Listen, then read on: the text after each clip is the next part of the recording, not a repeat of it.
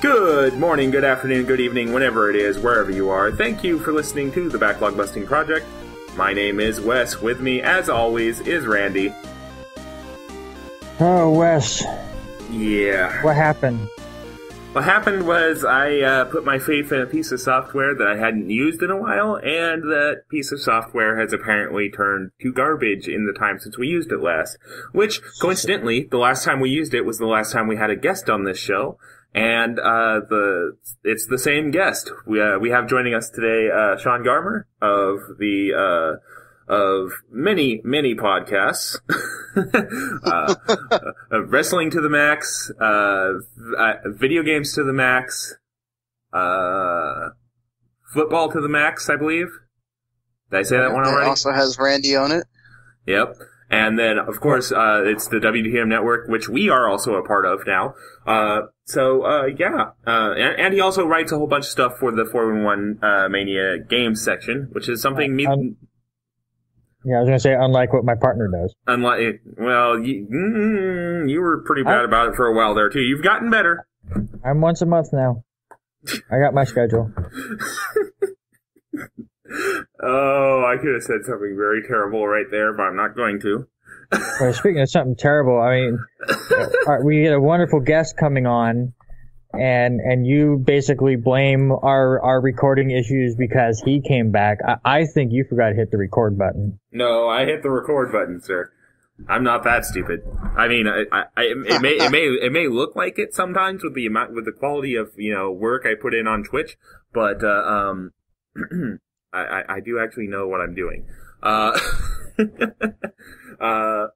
So that all being said, let's go ahead and let's try this again, shall we? Starting with Player Nay, and we will start off as we did last time with Day of the Tentacle Remastered, coming out for the PlayStation 4, PlayStation Vita, and PC on the 22nd of March. This was initially released back in 1993. This is a remastering of the classic adventure game. It was originally developed by and published by LucasArts. The remaster was handled by the game's original creator, Tim Schafer, and his studio, Double Fine Productions. And the name I just mentioned is why I'm not exactly going to play this game. This is a nay for me, because it's a Tim Schafer game. And I wasn't a fan of his other adventure game output, like point-and-click adventure output, because The Cave was not a very good experience for me. I loved Psychonauts, don't get me wrong, but I feel like Psychonauts was a bit more of an actual, it had game mechanics to it besides just solve this really obtuse puzzle that may involve, a herring, a postcard, and a pocket lint. Those kinds of bizarre moon logic puzzles never really appealed to me, and that's what seems to dominate games like Day of the Tentacle and Grim Fandango. So this is an A for me. Yeah, it's an A for me too. Just I wouldn't blast Tim Schafer like my partner, but these are just not my kind of games. The adventure style, the point and click stuff. I was just never into that kind of stuff. I mean, I'm really glad that something like this is getting remade, so the younger generation has a better chance of being able to play some of these. I know a lot of the old PC games really haven't had their best ports and are tough to go back and play. So getting a remaster on systems that people can get a hold of is a good thing. It's just not for me. Day of the Tentacle was the first PC game I ever played, so I have a nostalgia to that game that you guys probably don't. I played Grim Fandango after that game, and I love both of them, so I'm all for getting Day of the Tentacle when it comes out. Okay. To each their own. Next game on the docket is Pokken Tournament for the Wii U, and I think I mispronounced that again, but meh. Coming out for the 18th, the Wii U on March 18th. Oh my lord. English. Developed by Bandai Namco Entertainment and published by the Pokemon Company. This game has been out since July of 2015 in Japan. This is basically a Tekken game with Pokemon. And, again, not very much of a fan of fighting games in general. And I'm also not a Pokemaniac. And that, funny story about Pokemon though, I think some of my hatred for it stems from the fact that I made a really stupid trade when I was a younger lad. I traded somebody my cartridge of Chrono Trigger straight up for Pokemon Blue. Yeah. You talking about the Super Nintendo cartridge? Yes, a Super Nintendo cartridge. Man, you could have made so much money with that. Yeah. It wasn't until a couple of years later that when I really started getting into, being online as more than just, chatting to people and, finding out about games, when I started hearing all this talk about how Chrono Trigger was one of the best RPGs of all time and, a cartridge of it would sell for this much, and I'm just sitting there staring at and the sad part is the Pokemon Blue cartridge wasn't even in box. It was like just straight up cartridge for cartridge trade. And I'm just like, every time I think about that, I just kind of go, ugh. I think that's just kind of soured the well for me on Pokemon. I just go, hey, remember when you traded away one of the rarest Super Nintendo RPGs for Pokemon Blue? Anyway, that's a long tangent for me to say, no, I will not be playing Pokken Tournament. Nay. I forgot what game we were even talking about. Pokken Tournament. I thought we were changing it up and we were gonna talk about Pokemon Blue. Maybe some Chrono Trigger. I didn't know what was going on. Technically, you can buy digitally. Yeah. On the 3DS. They did just release the original generation on the 3DS eShop because of the whole celebration going on this year. Yeah, we can go back to the original 151 the way it should be. I got away from Pokemon for a little bit, and all of a sudden, all the Pokemon had babies, and there's 9,000 different Pokemon now, and I can't keep track of all of them. But back to the game at hand. It's an A for me. I'm not the biggest fighting game person. I enjoyed Pokemon Stadium just for the strategy of it. Pokemon Tournament seems to have kind of getting away from the strategy aspect and making it just a regular fighting game with Pokemon in it, which I can understand why people would be into and really enjoy, but those fighting games just turn into button mashers for me, so it's an A. Yeah, this one's supposedly even deeper than Tekken goes. It's gonna be very interesting for me as a play to sit there and as a big Pokemon fan, and I'm not that big of a fighting game fan, but if I was huge into Pokemon Stadium and getting to have some of these Pokemon all playable and where you don't have the restrictions of just taking turns, you're just fighting. That sounds awesome to me, but will it get overly complicated for the kids? That's going to be interesting because just watching videos of this. Of course, when we originally did this, the game wasn't out yet, so they didn't have all this stuff. But it was crazy to see all the different things that you can do with just one character. It's sort of almost overwhelming. Well, and even at the latest this episode's going to be coming out, it will have only been out for less than a day because, but anyway, that's getting a little bit inside baseball on how this show is edited, but, so I don't think, I see what you're saying though, about seeing how deep the strategy rabbit hole goes, but, I don't think anybody could have ever predicted that the fighting game community would have latched on to Super Smash Bros. As hard as it did.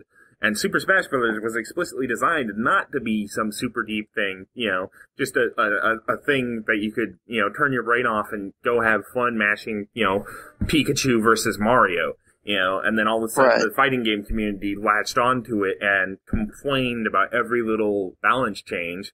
Like, remember when tripping was introduced, and I think it was Brawl, and people lost their fucking shit?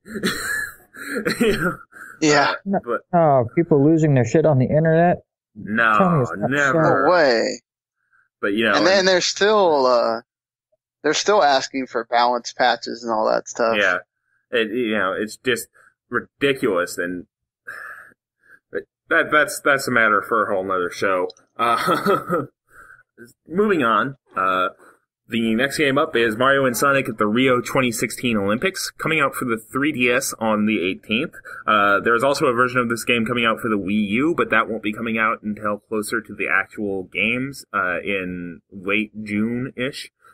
This game was developed by Sega Sports R&D and published by Nintendo, and this is basically just Mario and Sonic characters doing Olympic events. Running, swimming.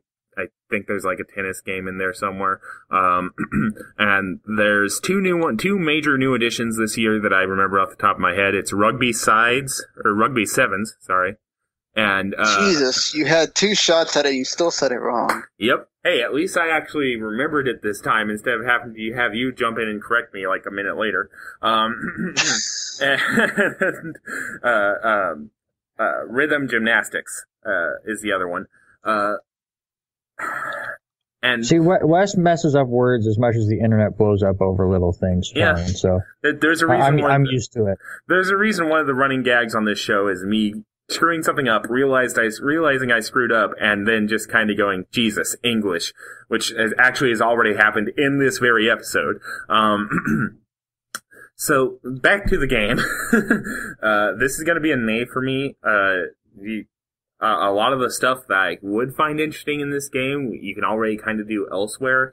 There is some novelty in it being the only real Olympics game coming out, but that's not really enough for me to justify a purchase of this game. So it's a nay for me. Yeah, if no other Olympics game gets announced this year, and this is all we get, I might try the Wii U version. I'd probably stay away from the 3DS version. I also like that with the whole rugby thing that's in there. Just for the fact that rugby games are terrible, so maybe they can figure out how to make it work. So I'm interested. So a slight play for the Wii U version, but most likely a nay for the 3DS. Okay. Yeah, definitely Wii U version that obviously you have to wait on, like you said. It's just Rugby Sevens being in there is pretty cool. I would definitely, like Randy said, want to check that out and see how it goes. And just, those games are actually pretty fun. I don't know if you guys have played any of the Sonic or these Olympic ones. A lot better than the old Nagano Olympics 98 from the 64, which was absolutely terrible. Just, at least you care about the characters, not like these random people that you're supposed to care about. Oh yeah, I cheer Big the Cat on every time he goes up for the shot put. I don't know. Some of those random characters created great things. I mean, if you're an achievement hunter guy, you wouldn't know who Mark Nutt was without the random characters of the Olympics. Yeah. Oh my lord. But anyway, on to this next game, which we had a little bit of fun with last attempt of this episode. We'll see if we can recreate some of this magic. It's 101 Ways to Die, coming out for the PlayStation 4 and Xbox One on the 22nd. Developed by Four Door Lemon and published by Vision Games Publishing Ltd. Limited. This is basically a 3D version of what me and Randy did to each other in BattleBlock Theater, which is to say, killed each other in very creative ways. Basically, from the looks of it, this is like a puzzle platformer where you control a bunch of like lemming-like zombies, and you can direct them into like spike traps and rolling traps and acid pits and all these other things. You're just looking for creative ways to kill them using the levels the game gives you. And it's an interesting little concept. I'm not sure if it's strong enough to carry an entire game. So I guess I'm going to go a very weak play on this one.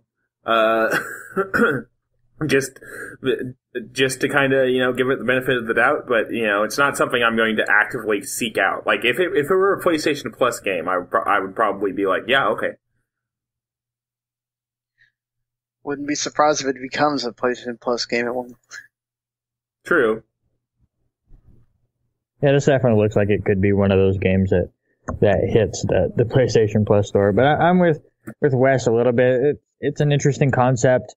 I have no idea what the price is. I just tried to look it up on Steam, but they didn't have it since it's not out yet. And it's not coming to PC. I just saw it on the Steam store, so yeah. Weird. Okay. So yeah, it's an interesting concept. I definitely would not put a lot of money into it. So yeah, I'd probably say nay, just because something to mess around with if I get it for free, but nothing that I really would buckle down in. Yeah, this is one of those I'm gonna just say nay, even though I can totally see whenever it comes out that we'll get the email, hey, who wants to review this? Oh, nobody? Hey, Sean, I think you're getting stuck with this. So I was like, oh, yeah, awesome. Yeah. Don't want to do that at all. Speaking of PlayStation Plus, remind me, Randy, when we get to News Roundup, because there's an interesting little situation that came up with PlayStation Plus that I'm curious to see what your take is on.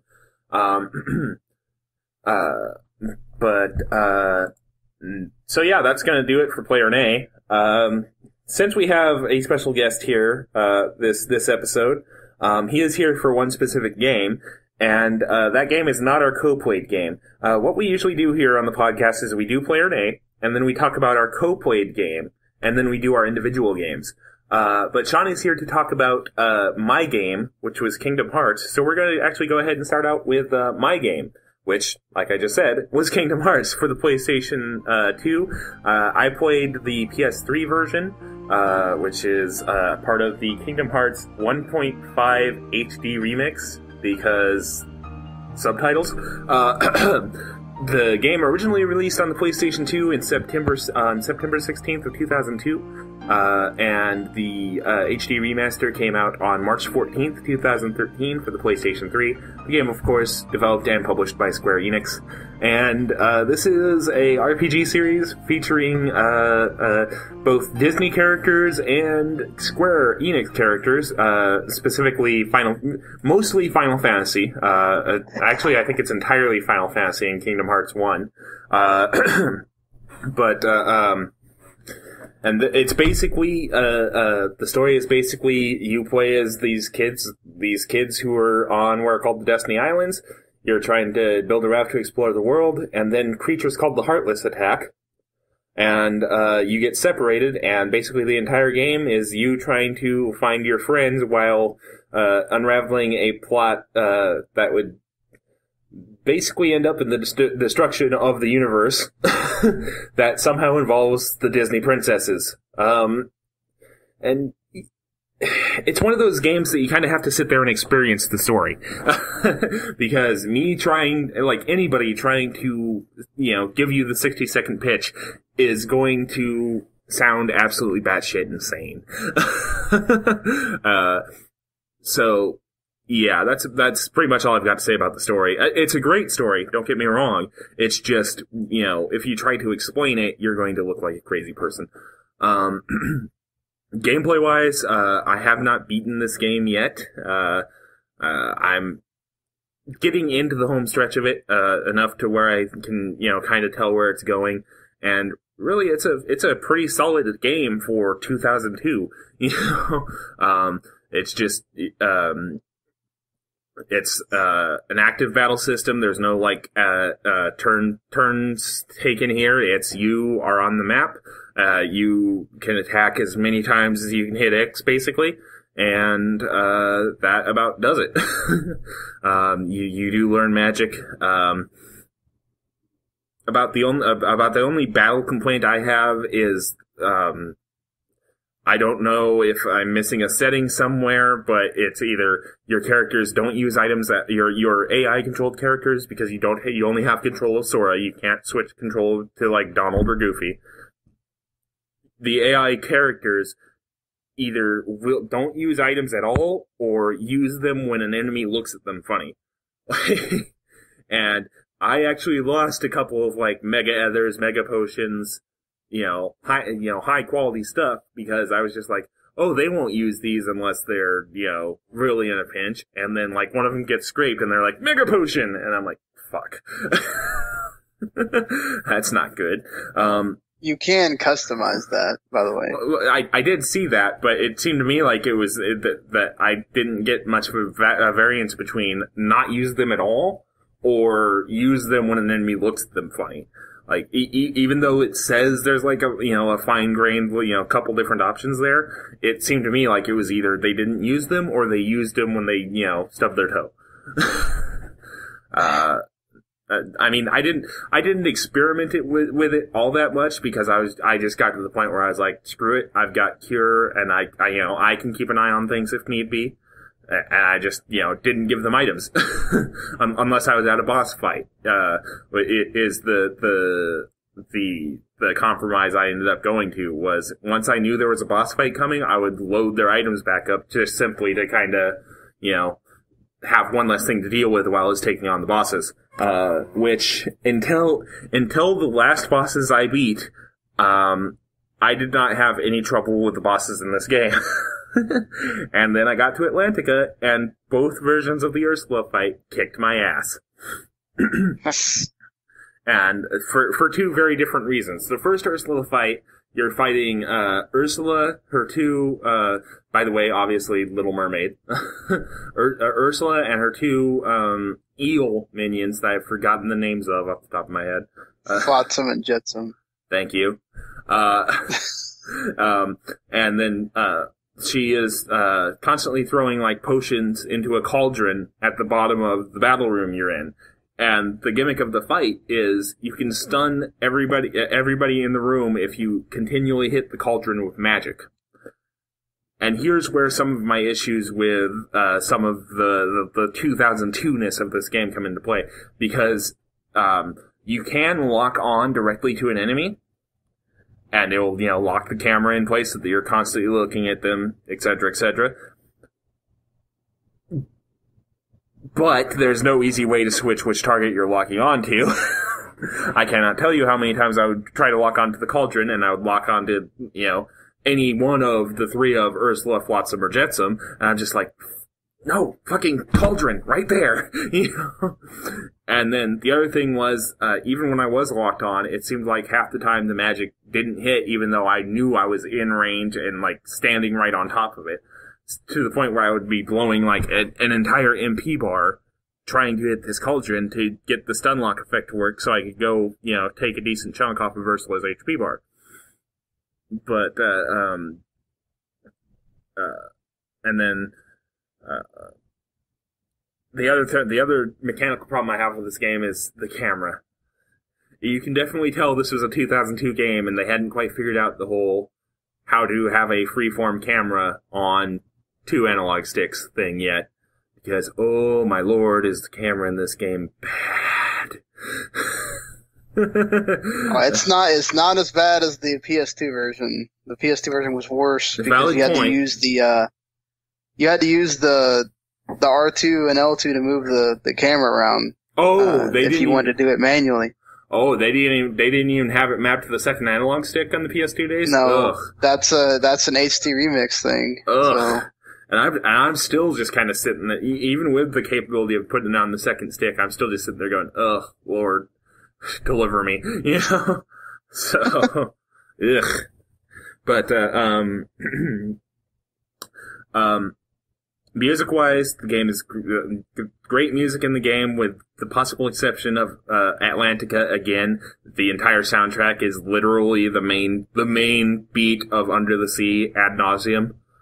So, especially when I was, sitting there fighting the two last bosses of, the two forms of Ursula, every time I wiped, I would have to, to Ursula, I would have to, swim back from the save point to one of the boss rooms, and, I'd be angry because, I was frustrated at the camera, or one of Ursula's attacks one-shotting me, and it would just be cheery Under the Sea music, and oh man, I came close to pulling a Randy multiple times and killing my one and only DualShock 3, so, which would have been very bad, so I'm glad I didn't, but, like, there were a couple points where I had, the arm over my head and, ready to, spike that thing into the ground like a Rob Gronkowski touchdown, and I just went, breathe, count back from 10, Yeah, but you don't know how good it feels. You have no idea how good that feels sometimes. So.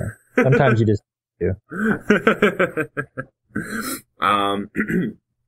But, I have no complaints about this game other than, like I said, some of the 2002 kind of nature of it. I mean, the storyline has me interested just to kind of see where this shit is going next. The gameplay's been solid so far, with the exception again of the Ursula boss fight, and that's just again the lock-on mechanics being a little irritating. Yeah. I'm definitely excited for future incursions into this series. Which will be happening very shortly, in fact. So, anything you wanted to kind of bring up, Sean? Yeah, don't know how much of it you're going to play because we have to hurry on to 2 for the next podcast, but it's that next boss fight that you get in. Meantime's not that much simpler either. It has a lot of switches and stuff. Oh, yeah. So stuff gets harder once you get to Ursula, that's when the thing starts getting a little bit more annoying. Oh, fantastic. So like when Wes gets frustrated. Yeah, it probably won't frustrate you as much as that, but they'll start getting harder. So especially because in the second one, Atlantica turns. I don't know. Did you ever do any of the Winnie the Pooh stuff? Not yet. No, I'm probably not going to because what my plan is to rush through the end of 1 here in the next couple days and then start 2, and that 1 and I will probably be streaming most of that on the Twitch channel because I'm going to start streaming here very shortly. But cool. But I mean, oh, sorry. No, go ahead. Sorry. Yeah, I mean, the game is just like what Wes said. I mean, the 2 problems really are those. The rest of it really just depends on how much. Honestly, if you're a big Disney person, like I am, and a big Final Fantasy person like I am, it automatically hooks you just with that.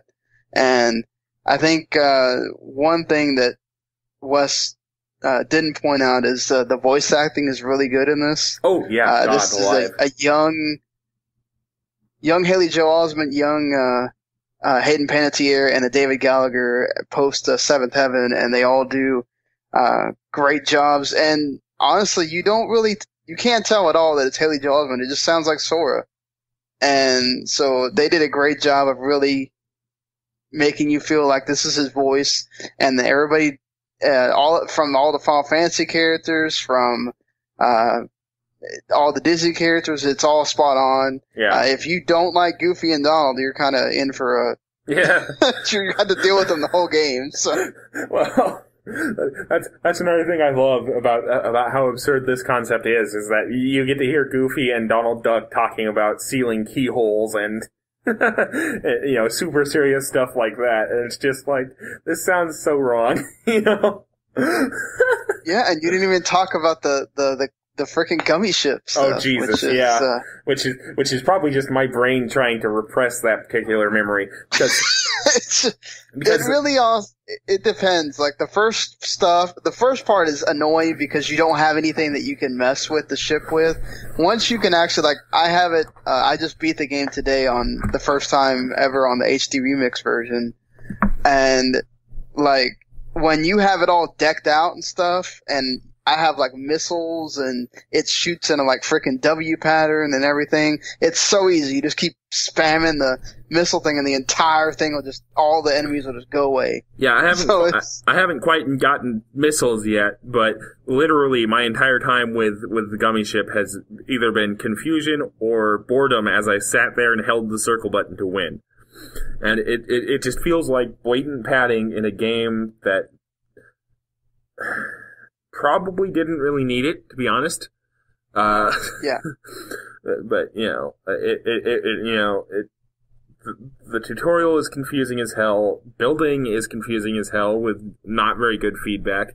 And, when it's just hold down circle for a couple minutes to win in a half-assed radius knockoff, I'm just sitting there going, ugh. Why does this need to exist? It doesn't really have sections or anything where if you set something, it doesn't show you that you really set it correctly. So you can literally just set things on top of other things, and it just looks like this big old blob going out there flying. It's so weird. Yeah, I guess it was the true first Disney Infinity, where they just let you build on things. Yeah. Yeah, true, I suppose. Granted. Yeah, that's a pretty good comparison. I can't really argue that one. So, looking forward to, Kingdom Hearts, the next, entries into the Kingdom Hearts series, which, we'll be, getting into shortly here. And honestly, it's a good game. Not really much to say. Again, it's just I'm just hanging on for the ride here. Because I've heard this series gets even more Bughouse crazy storyline-wise as the series progresses, and looking at some of the subtitles, I can definitely see that, because, like, the 1.5 remix alone, it's the original Kingdom Hearts, and then it's Kingdom Hearts Chain of Memories, and then it's, I believe on 1.5, it's, the cinema HD mastered the movie mode for 358/2 days, I believe is the proper way to say that title. Proper with massive air quotes, because this is an audio podcast and I can't, yeah. Yeah, it gets absurd after Chain of Memories. It just kind of goes a little bit crazy. 2 doesn't get as bad, but actually 2 is after, might even be both the DS games, if I'm not mistaken. So, in storyline sequence. In continuity, yeah. I was about to say, Chain of Memories, the original Chain of Memories actually came out before Kingdom Hearts 2 did. Like, the order release I think it might be Recoded comes after 2. I'm not totally certain either. I know I have all the games separately, other than the Birth by Sleep, which I have in the 2.5, and I'm sitting there going, I kind of forgot. I know it goes 1 Chain of Memories, and then I think it's the 358, and then 2, and then whatever. It's ridiculous. Then there's that 3DS game that's in there. Just many games. Here's another example of just how ridiculous the Kingdom Hearts subtitles get. The next thing coming out is going to be Kingdom Hearts HD 2.8 Final Chapter Prologue on the PlayStation 4, which has Kingdom Hearts 0.2 Birth by Sleep, a fragmentary passage, and Kingdom Hearts XG back cover. What the fuck? I'm sure I'm saying one or both of those wrong, according to. Which I don't even remember what the back cover one is. So it's actually, these are both apparently new. Let's see here. Oh, one of them is like a side story to the PS Vita game. Those are actually both sides to what the main point of 2.8 Final Chapter Prologue is, which is, it is an HD remaster of Kingdom Hearts Dream Drop Distance. Oh boy. That might be the one. Oh, if it wasn't for that, freaking, because I already have Dream Drop Distance, but now I have to get the two other damn yeah, and this damn you, Square. This newly remastered title also features Birth by Sleep: A Fragmentary Passage, a completely new playable episode that links to the story of Kingdom Hearts 3, taking place after the storyline of Kingdom Hearts Birth by Sleep, played from the perspective of Aqua. And then Kingdom Hearts X Chi back cover is a new HD movie that tells the mysterious story of the Foretellers, connecting the earliest parts of the series' history, showcasing the upcoming mobile title Kingdom Hearts Unchained X Chi. Yeah, and there's a mobile title. For God's sakes. Why? Yeah. It'll get put on, I'm sure it'll get put on 3DS or Vita or whatever the hell Nintendo has as their portable thing by then. It'll be the NX, because that's apparently that's like the one thing that's remained constant about the NX rumors, is that it's going to be somehow, console and handheld in one, which would be pretty damn interesting / amazing to see, but, that's an entirely another show. Like, literally. We don't really usually cover that sort of thing on the Backlog Busting Project. But, anyway, we went a little bit off track there. Just a little bit. But, yeah. First time ever. Yeah. Never happened to us ever in our lives before. Nope. Not at all. So, yeah, that'll about do it for Kingdom Hearts. Let's move on to, let's completely flip the script here. Let's move on to, Randy's game, which was... Well, let's thank our guest here. Oh, if he wanted to hang around. I gotta get these answers in here and, do some other stuff, but, I appreciate it. All right. Yeah, so, thanks for joining us, Sean. Yeah, thank you for having me. Yep, and see you in about a week and a half when we talk about how Wes didn't complete Kingdom Hearts 2. Man, if any of us complete Kingdom Hearts 2, that'll be a miracle, I think. Hey, I've got like 4 days off in the next week. I think I might be able to get something done. So yeah, just based off that conversation, you guys should already know what one of our games is for next episode. It's going to be Kingdom Hearts 2. Spoiler alert. So yeah. Thank you for coming, Sean. See you next episode. Okay. All right. So, again, let's try that, again there, and, let's go to your game, Randy, and, that would be Unravel. Developed by Goldwood. Oops, sorry, go ahead. I was going to say, it was developed by, Goldwood Interactive, published by EA, released February 9th of this year. Usually we cover older games here on the podcast, but we saw this at E3 last year, and I was really into it. And then heard nothing about this game for a long time, and then all of a sudden it was like, hey, it comes out next week. What? Okay, I have to play it. I absolutely have to play this thing. So I switched some stuff on our impromptu schedule that we kind of mess around with anyway. Yeah. Yeah, our schedule is, less of a schedule. This game... Hello?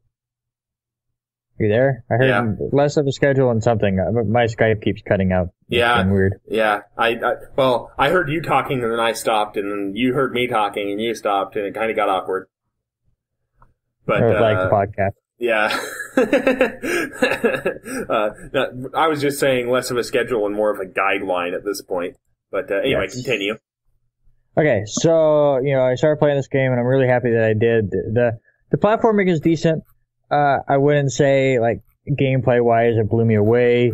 Basically, the way I looked at this was, it was like a little Big Planet game with a lasso the entire time as you play as your little yarny guy, who's a big yarn person who uses that yarn to move around the environment.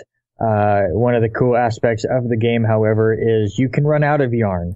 You can basically get caught up because you have use so much yarn at the previous puzzle that you do not have enough to hit the next checkpoint. Each checkpoint gives you more yarn which will allow you to move further on. So not only do you have to figure out the puzzles, you have to do it in a decent enough way where you have enough yarn to continue on, which just adds another aspect of difficulty, especially later on when they really work that way through it.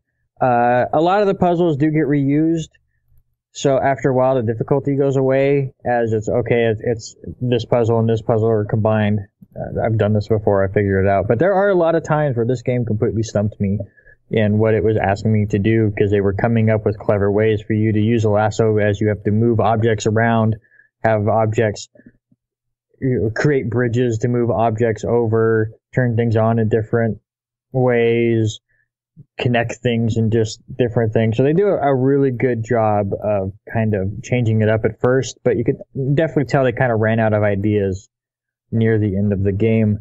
But with that said, the graphics are absolutely amazing. If you have not seen the trailer for this game or any gameplay, do yourself a favor and do that, just to see how amazing it is. It's one of those few games that I can say, just because the backgrounds they look so real. So it really looks like you have basically just taken a little yarn dude and went outside and are playing with him instead of playing a video game at times. So they do a great job with that. They go through all the different seasons.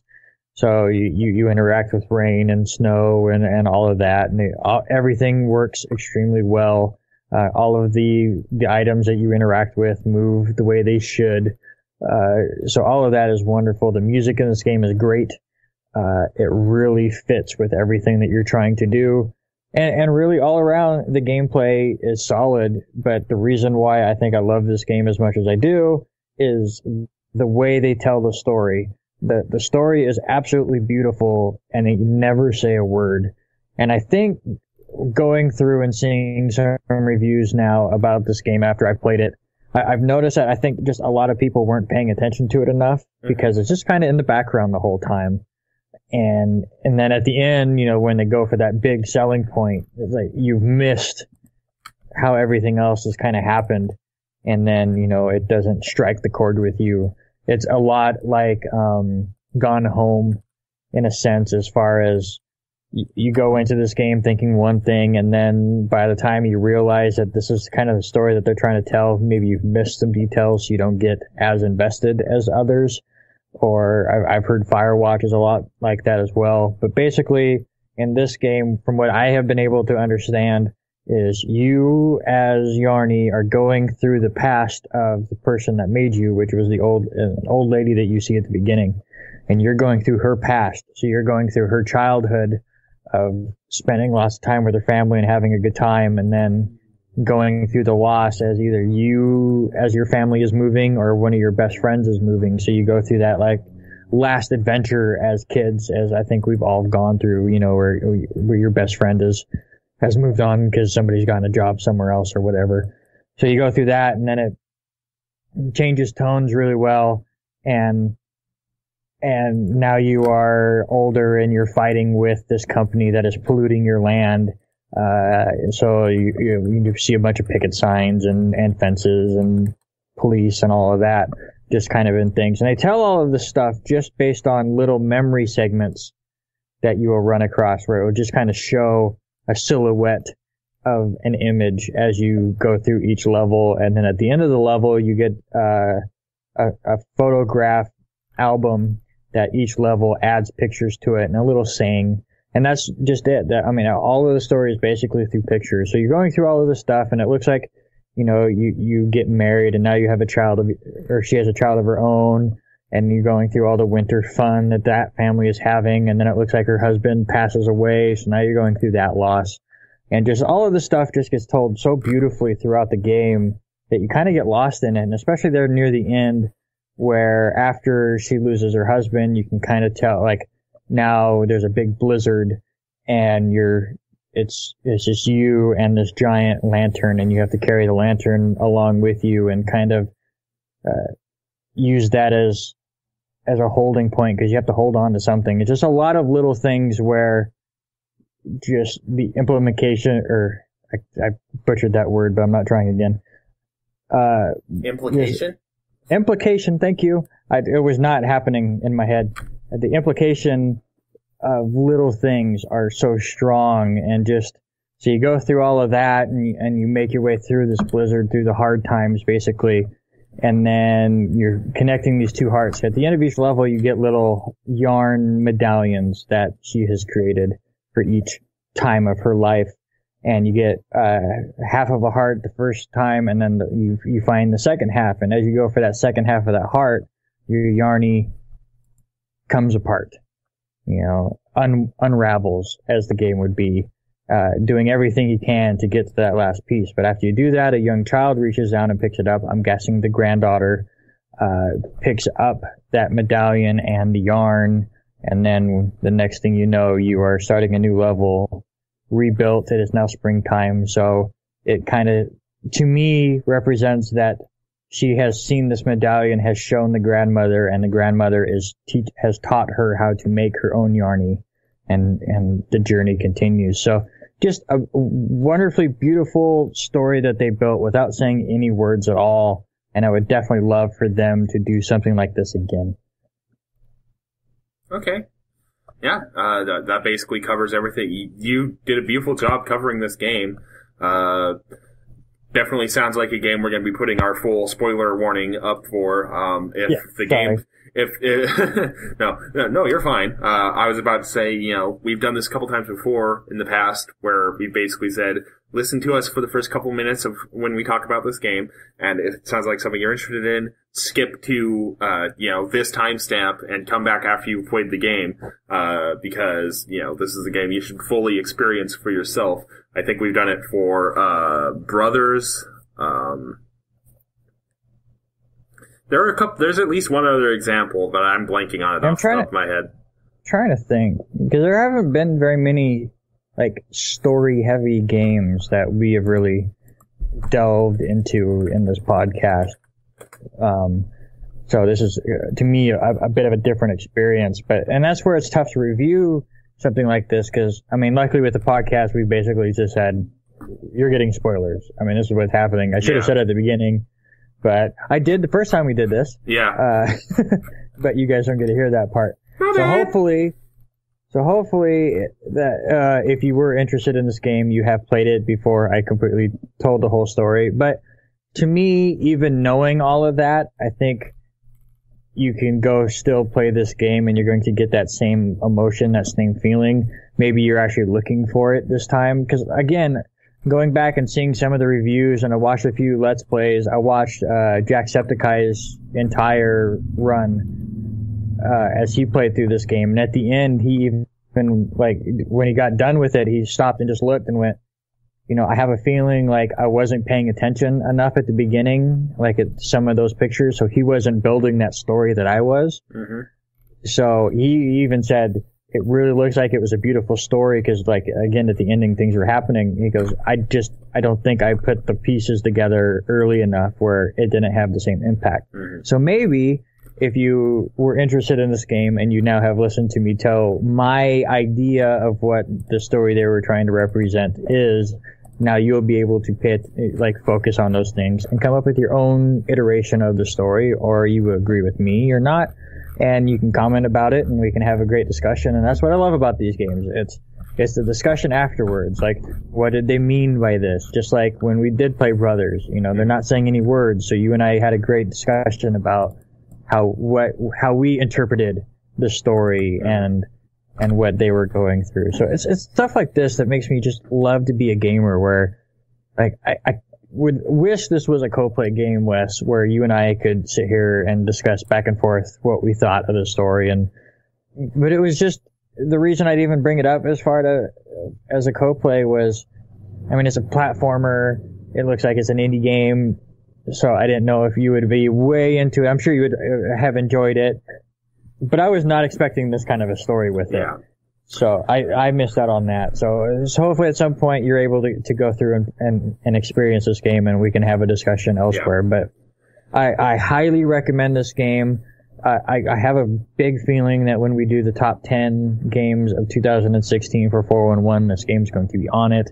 I also think there's a high possibility that when we do our top 5 at the end of the year of the games that we've played for this project, it's going to be up there. it will be difficult as we have the Zelda month in August. We have what we're going to be calling the best of 2015, I think, in June. So there's some really heavy hitters that we're going to be hitting there. We're going to be playing Uncharted 4 this year. So it's going to be tough for it to hit the top 5, but I don't know if there are going to be any of those games that come out and really surprise me as much as this one did. Emotionally, unlike where I thought it was really going to. So I have to give them full props to Coldwood Interactive for giving me such an amazing experience. Okay. While we were talking here, I did go back and look through our archives, and Brothers was on our first episode, which is before I really started, codifying how I wanted to do spoiler warnings. So there is actually not even a spoiler warning on Brothers. The only game I found that I explicitly say, stop listening and go play it if it sounds interesting to you. This might actually surprise you. It was in episode 18, and it was Valiant Hearts: The Great War. No, I can understand that. That definitely was story-based. I had forgotten about Valiant Hearts. Valiant Hearts is 95% story and 5% game. So, yeah, I can see that. I mean, there's a bunch of times where I say, we're talking story from point X to point Y, but there's only one time I can see that I explicitly say in the show notes, stop listening if this game sounds interesting, and that's for Valiant Hearts. That would make sense, because, again, with Valiant Hearts, I'm pretty sure going back, if we listen to our review of that, it'd be, the controls are fine, the puzzles are good. Alright, and here's the story. Because that's what that game is. I'm pretty sure, yeah. So, yeah, that'll about do it, for Unravel, I think. Again, you basically covered it for me. Basically sounds like it's a beautifully designed game, with good music, good graphics, and all that other good stuff. So, definitely something I will hopefully be getting into, either on PC or on PlayStation 4 when hell freezes over and I can afford one. That all being said, let's go ahead and move on here to, where the hell did I put the show notes?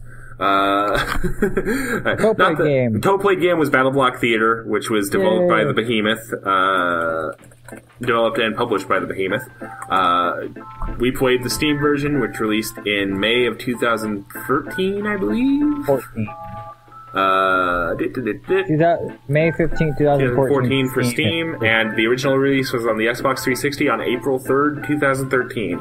And I will just say right off the bat, this story also surprised me, but not in the same way as Unravel. This is a cooperative puzzle platformer by the Behemoth, and it is. I can also draw parallels to Kingdom Hearts, because I could sit here and try to explain what exactly goes on in this game to you, but no, you had an excellent point last podcast, so I'll let you go ahead and do it again, or last attempt of this episode. Here is the story in a nutshell. You're on a boat. The boat hits an island. The cats on the island take your leader. They put a crazy hat on him that takes over, and now you're trying to save him. And that's the gist of the game. And to do so, you have to distract the cats by doing performances in this rundown theater, and they are all deadly performances because there are exploding blocks and guards and all sorts of madness. Death water. Where this game really shines, storyline-wise, is the fact that it is entirely narrated to you by Will Stamper. And he went off. The deep end. Because just about every single cutscene in this game, you get a very small nugget of, what actually is going on, and then it's just stream of consciousness, batshit insanity from Stamper. Like, we streamed the entirety of our run of this game on the Backlog Busting Twitch, and there were, just about every single time, the cutscene would play, and one or both of us would hear a line and then just burst out laughing. Like, there's mentions of butt salad, a lot of butt and poop jokes. Yes, which is kind of a signature of the Behemoth. Remember, these are the guys that gave us a auto-scrolling level in their previous game, Castle Crashers, was accomplished by having you ride a ship-propelled deer.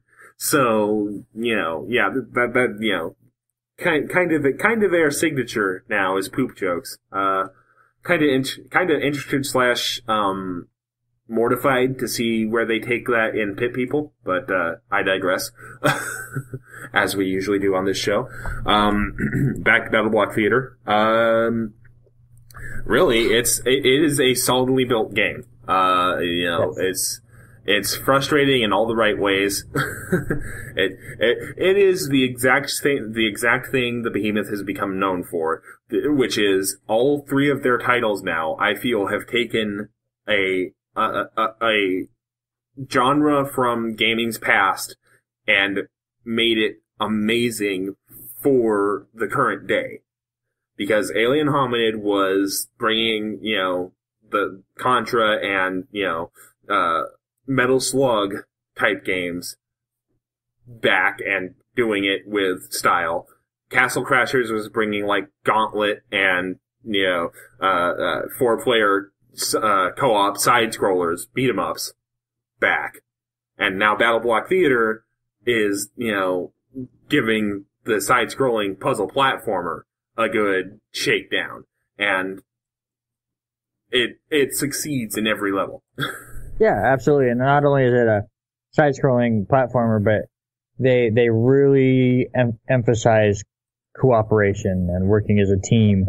Because you're not getting through any of these levels without working together at least a little bit. And there's a lot of times where you really have to be on the same page. You have to discuss the game plan and then execute the game plan, which you and I had struggles with at times. Yes. Both in communicating and executing. Yes. Which created some frustrating moments, usually turning into some funny moments. Yes. But it is difficult. I mean, they don't hold your hand very much in this game. I mean, they start throwing some crazy stuff at you pretty early on that you're going to have to overcome and work together to get through it. But I'm with you. I very much enjoyed that entire experience. I love the fact that what was the narrator's name? Narrator was Stamper. Stamper, thank you. Stamper was very much a goofier version of GLaDOS from Portal, just throwing jabs at you as you go, usually just funny quips and stuff. Some of my favorite was, oh, don't do that, right as you would die, because you're dying left and right. Yes.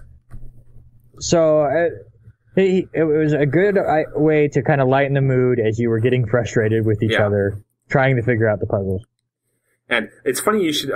I hate to steer the conversation back towards the future here, but it's funny you should mention Stamper as a more demented GLaDOS, because he's in Pit People. From what I've seen, he's the narrator again, and it looks like he's kind of dialing it back down to the more evil side of GLaDOS.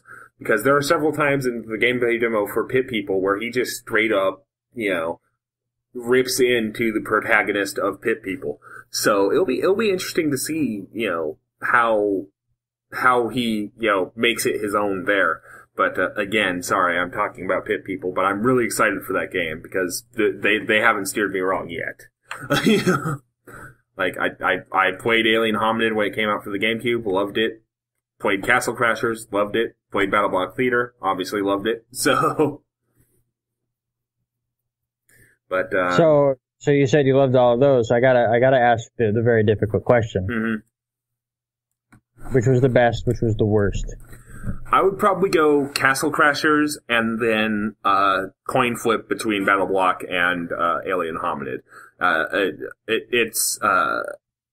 It's really hard for me to make a distinction between those two as far as quality goes. Just simply based, I mean, if you had to force me at gunpoint to make an absolute distinct rank, I would probably say BattleBlock simply got a bit more polished than Alien Hominid did, simply by the basis of, BattleBlock was their third game, so they kind of had a bit more of a handle on this whole game development thing. But they're, it's a very slim margin, in my view. Yeah.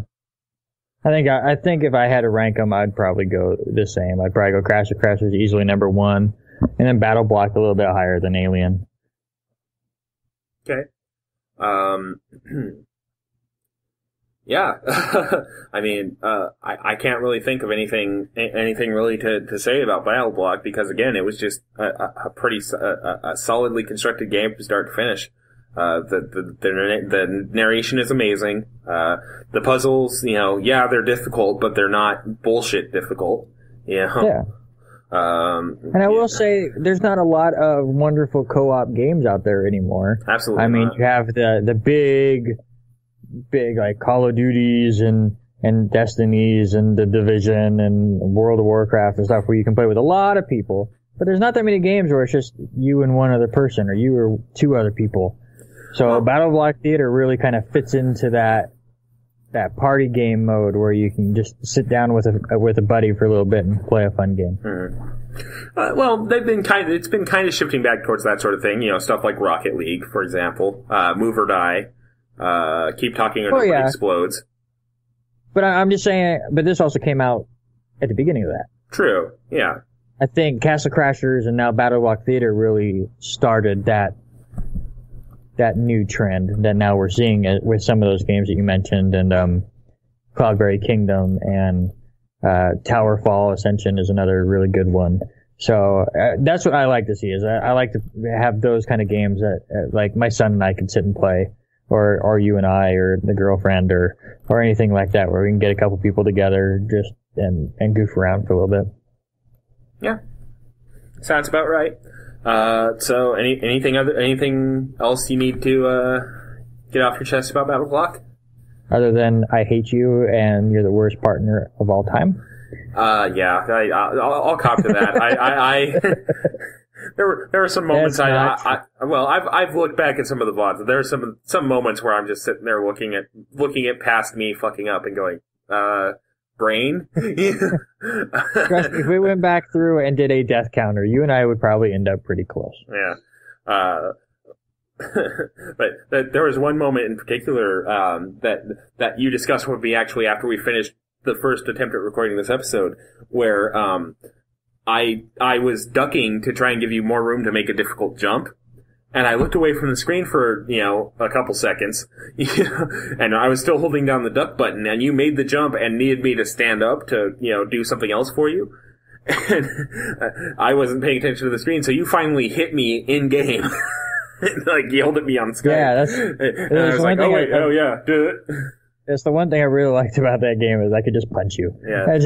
Come on. There's many times I punched you and killed you. Mm-hmm. As you would fall off the edge. And It was very satisfying. Yep. All right. So, that'll about do it for our games for this episode. Now it's time to reveal our games for next episode, and then we'll do a couple of news roundup stories real quick. Next episode, as you already heard, our co-play game will be a tri-play game, actually, because Sean Garmer will apparently be joining us next episode, which was news to me, for Kingdom Hearts. It was not news. We talked about it when we did the schedule. You just never remember shit. No, I remember you saying he was going to come do Kingdom Hearts 1. I remember nothing about being said about Kingdom Hearts 2. Point of order. Anyway. Your order is out of order. Court out of session. So yeah, the co-play / tri-play is Kingdom Hearts 2. I will be playing StarCraft 2 Wings of Liberty, and you will be playing... I will be playing the Lost Levels of Super Mario Brothers on the All-Star Pack for the Super Nintendo, which, since this is a re-recording, I am near the end of World 6 on that game, and you know how the reasoning for the real Super Mario Brothers 2 not coming to America, which Japan was going, well, it's too hard for those stupid Americans. They might be right. This game has pushed me to the limit a few times. It's very good, and I'm enjoying it a lot, but, and I will be breaking it down a lot more, but just because I have to get in the Hotline Miami reference every podcast, point of order, sir, about the randomness in video games. Something I didn't remember until this game is destroying my face with them. But the fireballs in Super Mario Brothers are very much random. They don't go up and down in orders. And there are a lot of times where I try to time them and eat a fireball in the face. So, randomness is in good video games, sir. Yeah, I mean, I never said it wasn't. I was just saying I didn't like the degree of it in Hotline Miami. Well, there are the degree in every castle of this Lost Worlds Mario. It is the reason why I die in most castles. It's because of that timing. All right. But anyways, I'm enjoying it. I'll be excited to actually finish it. One of the few Mario games I have not actually beaten, so hooray. Yeah. All right. So, moving on to News Roundup, and so the first thing is the thing I mentioned earlier about PlayStation Plus. Let me pull it back up. I have no idea what this is, so I'm excited. It's not anything major because I'm looking at it again and I'm kind of like going, okay, what was the story here? Basically, we found out what one of the games for PlayStation Plus next month, like April, will be, and it will be Dead Star, developed by Armature Studio. It's a fast-paced space shooter for PS4 and PC, and the reason why we know this is because the game actually isn't out yet, and so people who pre-ordered the game on PlayStation Network are getting refunds because Sony has, because they've decided to have it be the free game for April. Sony refunded pre-orders and went, well, you're getting it for free on PlayStation Plus next month. Yeah, good move. But I guess the question I kind of want to spin this off to then to make it suitable for News Roundup is: would you like to see more of this sort of thing of games that are coming out being immediately PlayStation Plus, or do you like more the model of, hey, here's a game that's been out for a while that you may have missed for free? Oh, it's so tough. Well, because that's the difference I've noticed with PlayStation Plus for the PS3 and the PS4. Like, the PS3 library is so vast that now they're able to give out a lot of those bigger games that you may have missed. And with the PS4, it seems like they're way more on the indie side because they don't have that library yet. And I know a lot of people are clamoring for like Killzone to be on there and stuff like that. But I mean, you go back and look, usually it's like a 2-year wait, it seems like, if not longer, before they were hitting the PS3 store. So I'm totally cool with the indie stuff. And I kind of like it to be right off the bat, like what's going to happen here, where you get the indie game right as it's getting released. And I think it actually helps that indie game as well, because you get that month of playing it, and say your friend didn't end up getting it, whether he just didn't download it for PlayStation Plus or he wasn't a member yet, and you really enjoy it, you can tell them, hey, this is really good. Case in point, Rocket League. Yeah. I don't think Rocket League gets anywhere near what it was without it being on PlayStation Plus and then it being a free game. So a bunch of people downloaded it and then absolutely fell in love with it, and then it exploded a bit more. So basically, to answer your question is, if it for indie games, I think that's the way they should go. I would rather it come out right off the bat than go, oh, I'm going to try this game and download it, and then it be a PlayStation Plus game like 6 months later. Then you're like, I spent money and I could have just waited. So I think that's what you're going to see a bit more with the PS4 for the next 6 months or so before we finally get to the point where one of those games can be a Killzone or a I'm sure we'll see The Order 1886 best game. Yeah. To be honest, I mean, the one that go ahead. Sorry.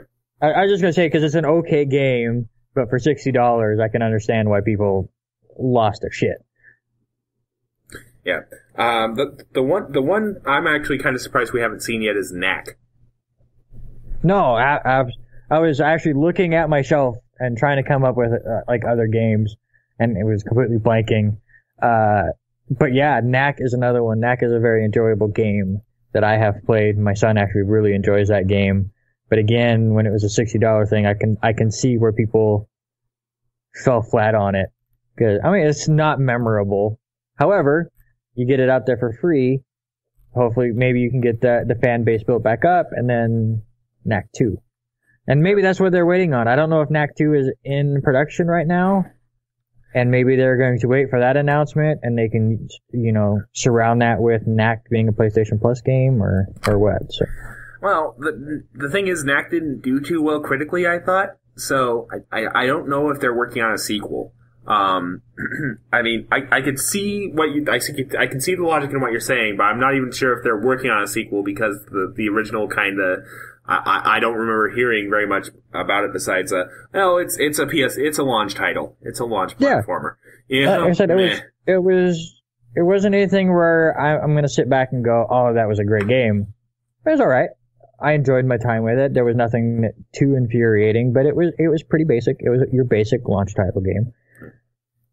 But, I mean, if you want to go there, not to say this would any ever get to that level, but I remember a certain game for the PS3 being near the launch title, and everyone going, yeah, it's alright. And then its sequel was one of the best games of all time. Uncharted, yeah. Yes. Which I still tell people, if you're going to get into the Uncharted series, go and watch the videos of 1 online, and then play 2 and 3. And then soon to be 4. Like, 1 is okay. Yeah. I'll still sit down and play 1. Yeah. But 1, I think, could kind of get people away from that series just because it does have its flaws and it has its downturns. And 2 and 3 are just great. But anyway, it had some bullet spongy enemies in 1. Kind of tangentially related though. I actually heard somebody badmouth the train sequence in Uncharted 2 earlier today, and I was sitting there like, fucking really? Yeah. Well, there's always going to be someone. Yeah. I mean, but anyway, this is something that we couldn't technically have covered because it didn't happen yet the last time we tried to record this. But earlier today, the Game Developer Conference gave out its awards for the year. And a couple of the big winners here. Excellence in Design went to Keep Talking and Nobody Explodes. Which, okay. I agree. I'm okay with that. Let's see here. Her Story actually got a lot of awards. Like, it got the McNally Grand Prize. I don't know what that means. That's not Game of the Year because that went to Witcher 3. Her Story also got, the award for innovation. I guess I'm finally just have to break down and play this game. Best narrative. Todd Howard got the Lifetime Achievement Award. Her Story won both Best Mobile / Handheld. What? I thought that was a PC game. It's on the iOS. Oh, okay. Well, there it is. Life is Strange won the Audience Award. Undertale also won another Audience Award. I'm not really seeing what the difference is there, but sure, why not? Witcher 3 won the Game of the Year at the conference. And yeah, that's about all of the interesting ones I'm seeing. But basically, the takeaway is apparently Her Story won a bunch of the smaller awards, and Witcher 3 got Game of the Year. Any thoughts on that takeaway? They're still I'm just surprised they're still doing Game Awards. Oh, and then, and I will say, the thing, I mean, I don't follow game awards that much. I mean, there's usually a ton. But I don't remember Her Story winning that many awards from these other ones. So it's good to see it getting its comeuppance and the awards and its recognition, because it's one of those games that I know very little about. I've heard about this game, but like seeing it win all of this stuff, it has me more interested in finally breaking down and playing it. I think the distinction needs to be made here. Remember, this is the Game Developers Conference Awards. So it's game devs giving each other props for, well-designed and developed games. That doesn't necessarily mean they were, commercial successes, although Her Story did do pretty well commercially. It just means that game developers saw this game and went, okay, you did a good job. Yeah, but, I mean, sometimes they get a little goofy with that, like, because I'm watching the trailer as we speak, and obviously it has a very different type of gameplay than most games. So, I mean, the same thing with Keep Talking and No One Explodes. It's so different that usually creators will go, okay, that's something new, so you need to be recognized, which is fine, but that doesn't always mean that it's going to end up being a great game. And I am also, I mean, I'm glad it's only $6 on Steam, but I'm a little worried that because at the beginning of this trailer it said it is created by the people that made Silent Hill Shattered Memories. So,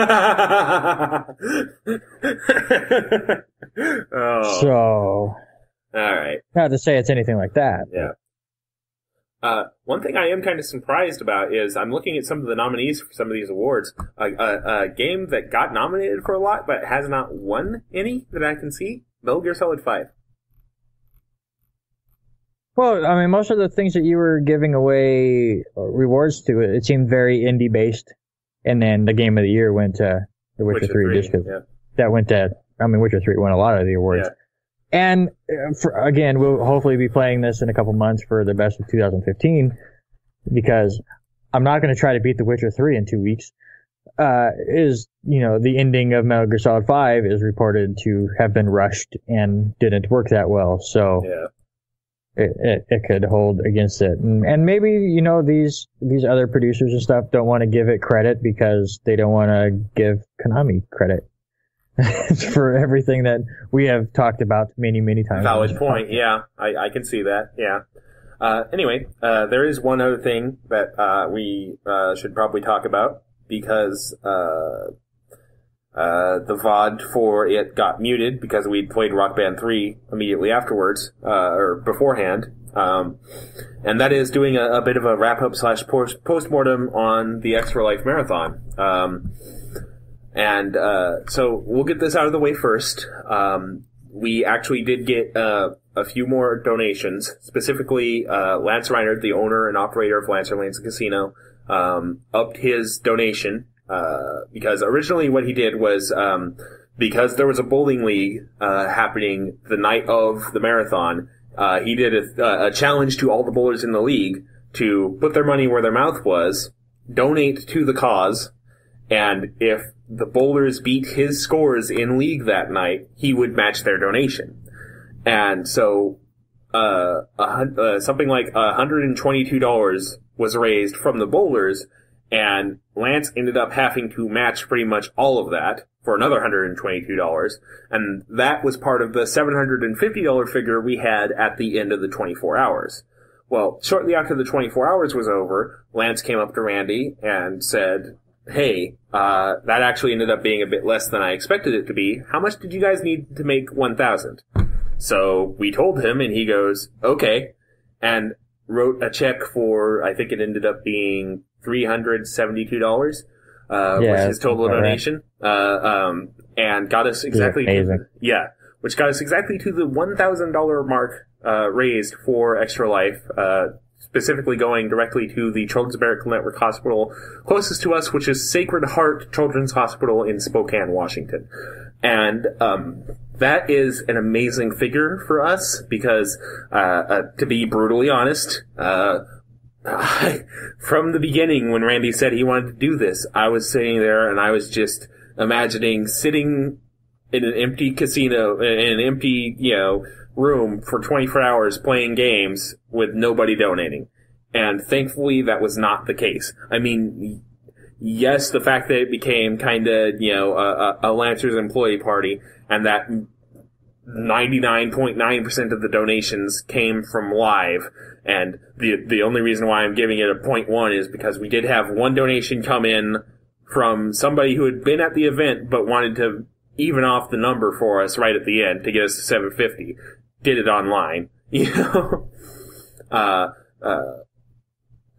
I did not expect to make 1,000 even with all that happening. So to make 1,000 is amazing, and because we made 1,000, I've went ahead and said I will do what my stretch goal was to make 1,000, which was on my birthday, July 9th, I will attempt to run a mile at a decent pace.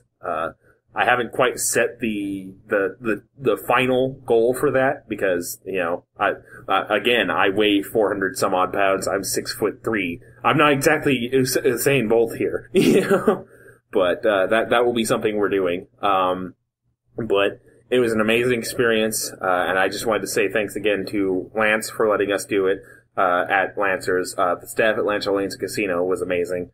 Getting us assistance in setting up, especially Ben Kelly doing tech for us. All the staff who, came in, on their breaks or, after they got off work to come join in the fun. Everybody who joined us at there, everybody who donated was amazing. And, thank you to Peyton Maria on Twitch for hosting us for the entire 24 hours and coming and hanging out during Jackbox. And thank you to Richie Vecchio and American Pride for donating MLB 16. Twitch user Fagwent, if you are listening to this, you have a message in your inbox. We still need to get together and talk about your MLB 16 and Octodad that you won in your drawings. So do that, please. But other than that, it was a great show, and hopefully we'll be doing it again soon. Maybe not soon, but maybe a couple months down the line, if not next March. Yeah, I don't see us doing the big event like we did at Lancers until next March, making that a year thing, but I definitely think, Wes, you and I will be doing some smaller Extra Life stuff. Throughout the year. Sure. I guess I should just kind of fully codify this. I've mentioned several times now that I want to start streaming again more often, and every single time it's kind of fell by the wayside. However, I'm really going to try and start getting serious about it, and here's how I'm going to do it. Starting March 18th, I'm going to be doing something that I'm tentatively calling Stream Streak, which is I will attempt to go as many days as possible in a row where I stream at least an hour. And we'll see how far I get. I'm calling 10 days. I do have an end goal in mind, but I also want the flexibility to be able to, if something comes up like a family emergency or, work needs me, because let's be honest here, though I love doing it, the Backlog Busting Project does not pay my bills right now. In fact, if we were to tally up the amount of money that we have quote-unquote made on this project, I'm pretty sure both you and me would be in the negative hundreds of dollars. You more so than me, because you paid for a lot of the prizes for the raffle, and thank you for that. But without having to feel guilty about things, and just be able to have that freedom to say, okay, my streak is over, let's start a new one. Instead of going, well, I said I want to do, originally I said I was going to try and do a year challenge, like one of my favorite Twitch streamers, Co-Carnage. But I thought, that's a lot of time, with how uncertain things are, and if I failed for some stupid reason, that would be the end of me wanting to do Twitch, and I don't want to do that because I actually do have fun, even though we only get like 2 or 3 people. I do have fun interacting with those 2 or 3 people when they come in, like some of my favorite moments, a couple months back when I was doing like Cook Serve Delicious, a couple of fans of the game came in and, gave me shit about how poor my menu choices were, or, cheered me on while I was doing an Iron Cook challenge. That sort of thing. And that was fun. And I get why Twitch is fun for people. So I do want to try and get more into that. So starting March 18th, we'll be doing the stream streak. And, a thing I was thinking of doing on that is, maybe the first Saturday of every month during an active streak. I will change, I will put up the Extra Life link. And if you're liking the stream, drop a couple bucks for Extra Life. That sort of thing. I guess the main takeaway there is we're going to try to get back more into Twitch, and we definitely do want to do more stuff for Extra Life. And we definitely want to do a larger marathon like the one we had a couple weeks ago now, at some point down the road. And we will definitely let you guys know about it when it does happen. That all being said, I do believe that is about going to do it for this episode of the Backlog Busting Project, unless you have anything else, Randy. That's all we got. All right. So, we will see you in about a week and a half's time. I don't know if that caught on the microphone, but I do just want to... Yeah. You farted, we know. No, that was somebody who needs to do some fucking muffler work. Jesus Christ. Yay, living on the main drag of this town. Anyway, where was I? Oh, yes. Join us next episode for Kingdom Hearts 2 with Sean Garmer. Again, thank you to him for joining us this episode and next episode, hopefully. Actually, that episode is basically like sequelitis catching up with us. Because you're playing the original Super Mario Brothers 2, technically. I'm playing StarCraft 2, and we're both playing Kingdom Hearts 2. So, yeah, a lot of sequels going down up in here. So, yeah. About to lose my mind. Up in here, oh god. There you go. Anyway, Don't rap, Wes. Do not rap. Nope. See you next episode. Don't forget Mario Maker Mondays. We will also have Family Fun Fridays, soon, TM. This Friday. Yep. Wes. And until next time, as Will Wheaton once said, play more game. And buckle your pants.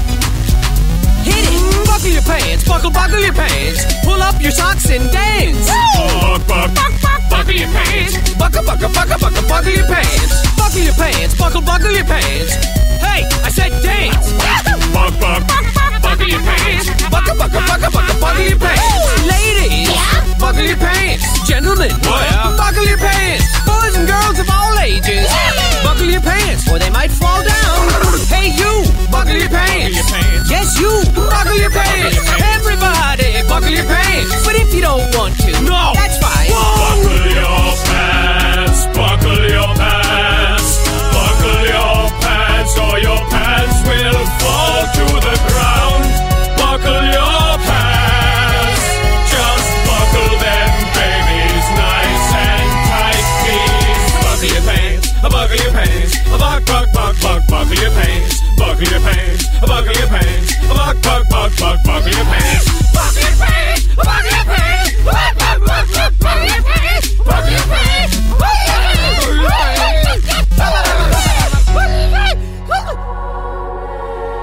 Nah. God damn it.